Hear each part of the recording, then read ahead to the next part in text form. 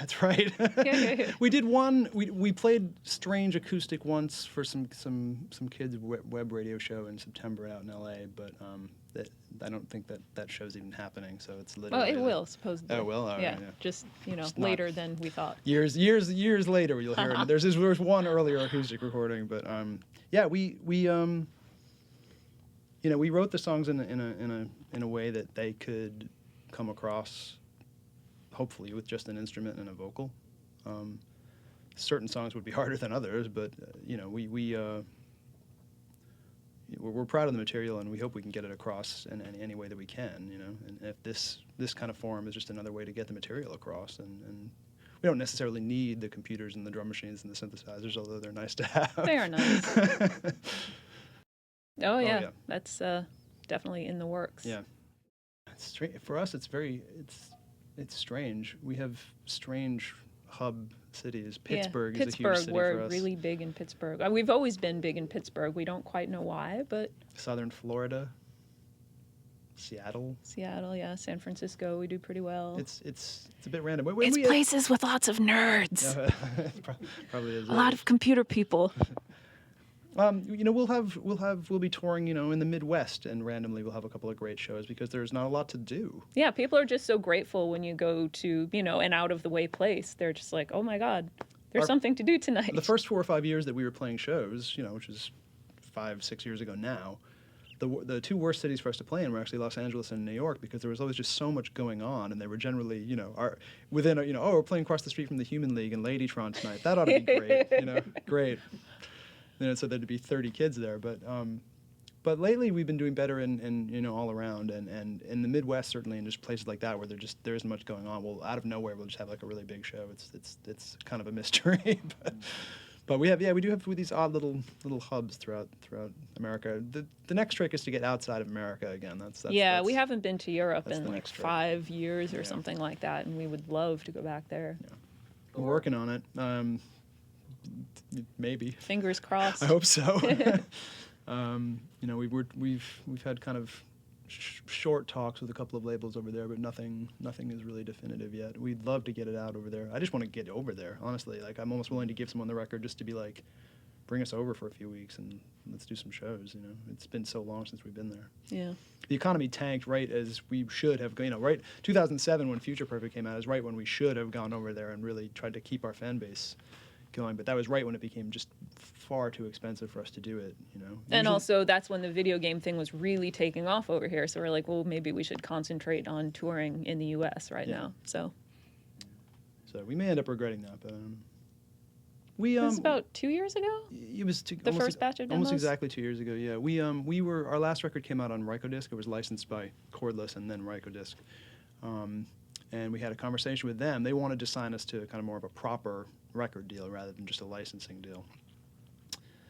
But they hadn't heard any songs, and we didn't have anything to play them because we'd just been playing and playing and playing and playing. We hadn't even done any writing. So we had a meeting with the A&R person from Ryko in Boston, and the decision was that we would write a bunch of songs in a month or two and then send them everything we had and just kind of see if they were comfortable with what we had done. And it was actually a really nice mission for us because it was nice to kind of just think along those lines. Like, it was a nice goal, like, keep your record deal. That's a nice goal for us. And we wrote maybe 20 songs of that batch, but the Duke wasn't involved with that, which was unusual because he just didn't have the time. And we thought maybe we'd pick 6 or 7 out of that batch, and then he'd bring in 4 or 5, and we'd kind of have patched together a record. And then he left the band, so we were left with 20 songs, maybe 6 or 7 of which are on the record. Mm-hmm, something like that. But then we kind of had to fill in the blanks, and then as soon as we started to fill in the blanks, it sort of changed the other songs too. And then songs which were perfectly good ended up getting kind of put aside because they didn't quite fit thematically with the album, or we started thinking about the album in a really different way. And since we could kind of control it, there were new themes musically and lyrically that we thought, well, this should just go throughout the record. This should be a real album in the sense of the old albums that we used to like. So those initial songs that we wrote in December 2008, there was a small portion of them are on the record. And then after the Duke left the band, we had to fill in the blanks. It was probably, July, August, September of '09, something like that. And then a lot of recording and writing for the next 9 months or so after that. No, we own it. No, it's actually it's not a brand name. It's sort of Well, it is now. well, it's our brand name now, but there's Flavor Ice and there's Otter Pops and there's all these different specific ones, but Freezepop is just. It was actually supposed to be Rocket Pop, but the URL was taken, so we had a couple of days of scurrying and trying to think of a different name. Once actually we got an email from a lady complaining about her box of Freeze Pops that there were too many orange ones and not enough blue ones or something like that, and I wrote her back and I was like, yeah, you might have the wrong people here. It was just funny though, because you'd think she would have gone to our website to get our contact info. She might have noticed that we were a band and not Freeze Pop manufacturers. Sexy new wave desserts from Freeze Pop. Archenemy Records actually existed before the band did by a couple of years. We were trying to put together a record to get some of our own records out, but we didn't want it to be too much of a kind of boutique thing, so we put a few Boston bands records. Yeah, well, yeah, actually it started with, mostly friends bands, and then as people started, getting more involved in their own projects, it sort of turned into, I think it's kind of come back in recent years, though, as...